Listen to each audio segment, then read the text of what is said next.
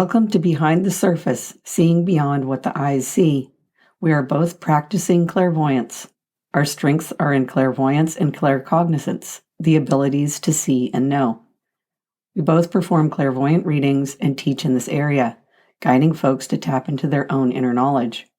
Through our exploration in this arena, we have both become privy to a different level of understanding by tapping into universal knowledge. Our podcast is supposed to be thought-provoking, not a debate. Nothing we ever say is fixed or final. It's theoretical.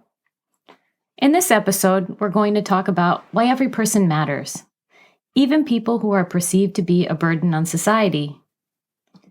Alice and I always start off our day offloading our downloads. Our downloads are based on what we've experienced and witnessed. This is a topic that is around us right now, and, we've just been chatting about it. We both have family members that have extra needs. I guess that's why the teenagers are calling it extra these days. Yes. So what do we need to learn from this? Why are these people in our orbit? We all have situations that challenge us in and around our families, friends, and work colleagues. Yep. What we're going to talk about applies to all of us. Most of what we learn is from our interactions with people. Let's start with a topic that would really challenge a family. Let's discuss people who are incarcerated. I'm going to use an example of a mother who lost her child to the prison system. Her pain as a result of losing her child was experienced from not having him around. But ironically, she didn't have the time or energy for him when he was a child because she too was emotionally abandoned. So now, as a result of having her son incarcerated, the lens has been put on her pain, and she in turn begins to seek healing for herself. In this situation, her healing may lead to perhaps maybe other members of her family seeing her change and grow and wanting to understand what she's sipping on. This is just, one brief example. What we mean when we talk about a lesson is what we learn from an experience, not just the person committing the crime or causing the trouble, but everyone connected to that person.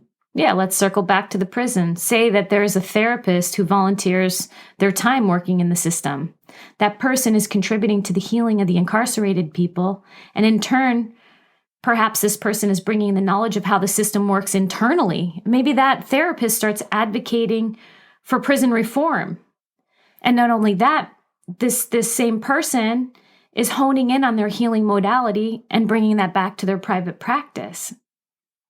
Then there's the guard. There's the guard who relies on this job to feed his family and to send his child to college.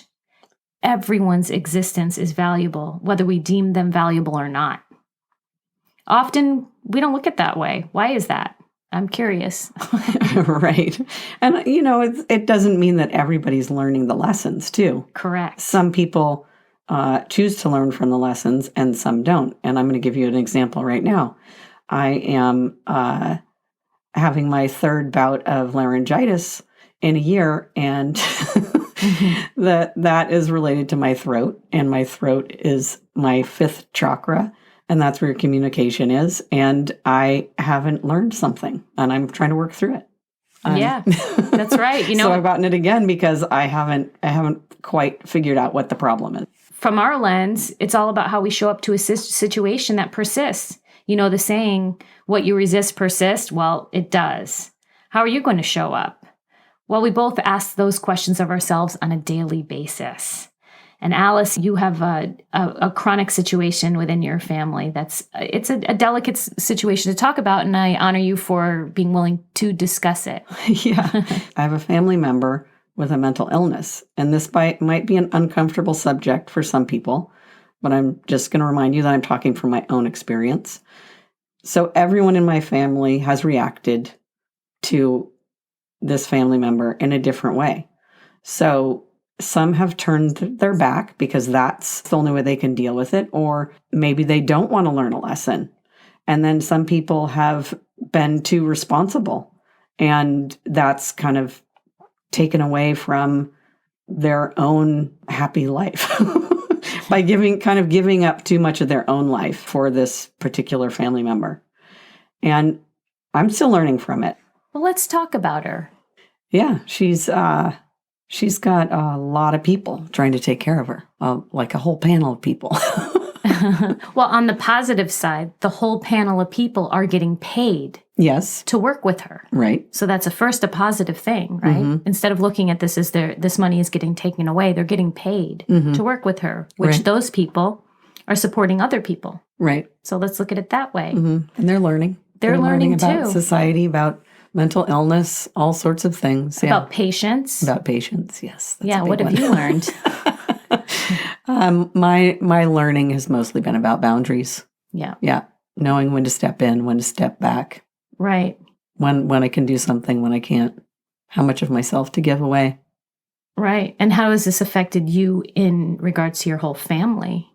It's interesting. How do they look at you since you're the last person standing who's helping her? Well, I am known as the responsible one. So, yeah, I'm usually. As a result of this, all the other responsibilities in the family land on you as well, right? Because Right. you're considered the strong one. Right.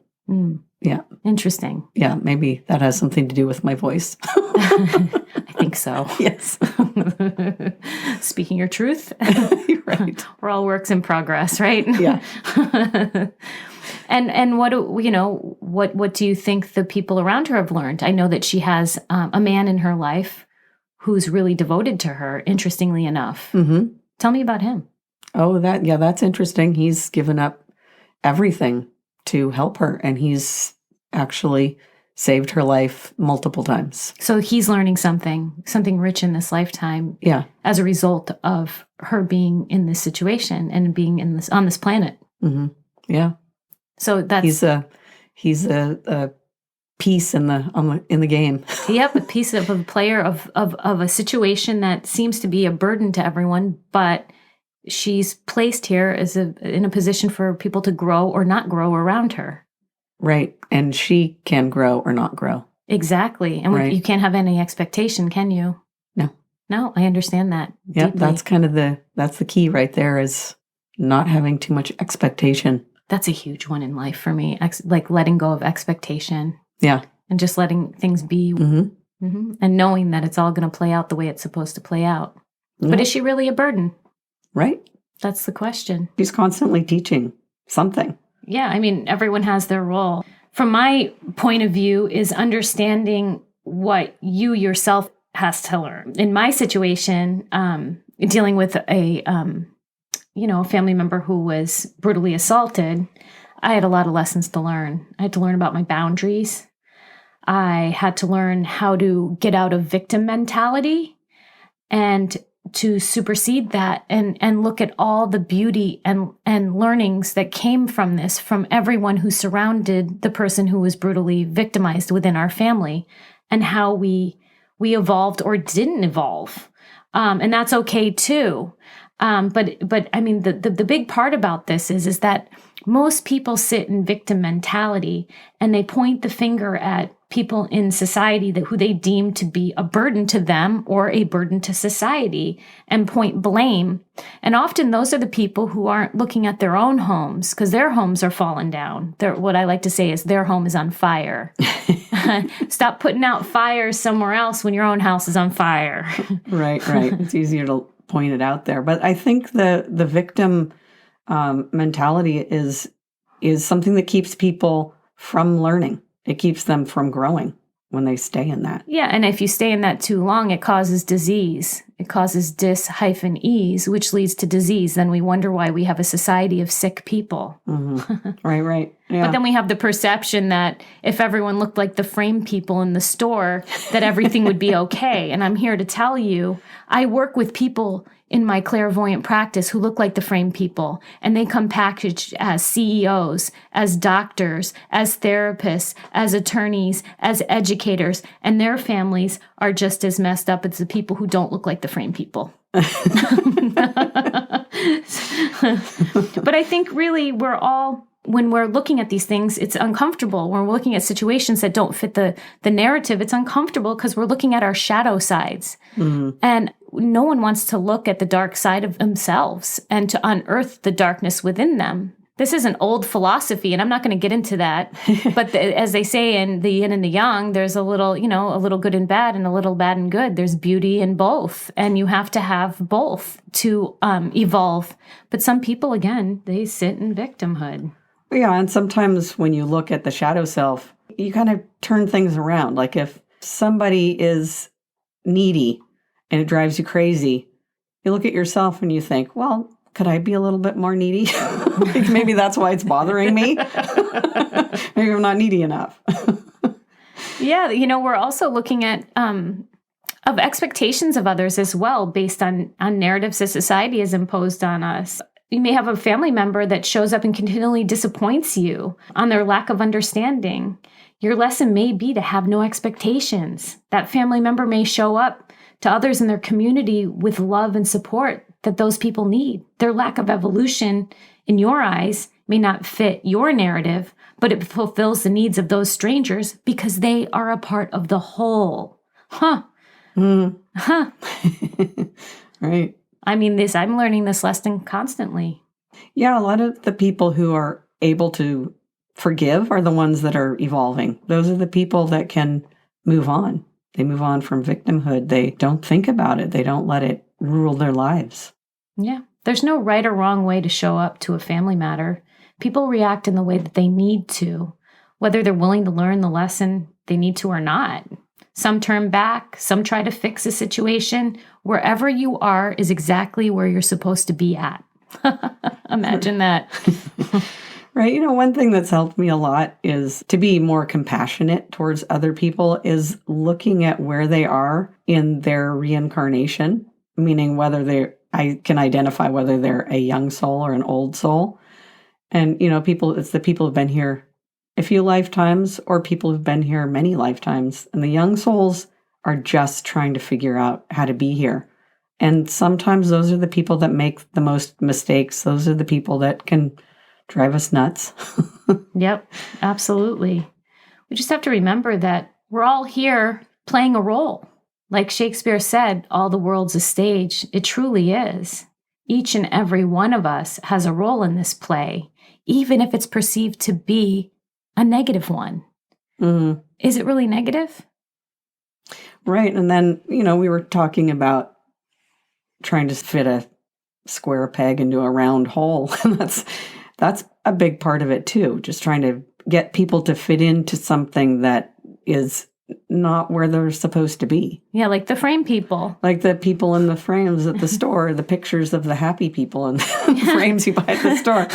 Or like my kid who's autistic and he does not fit into a lot of what he's supposed to be doing. He's supposed to go to school and run around and play, and he causes problems because it's not working for him. Yeah, and it's just, should we fit the square peg into the circle?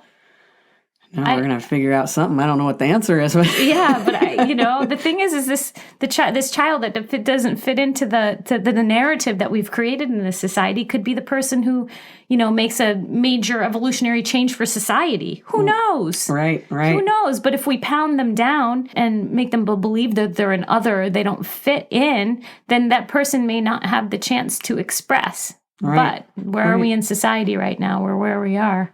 Right. It's easier. Give somebody a little medication.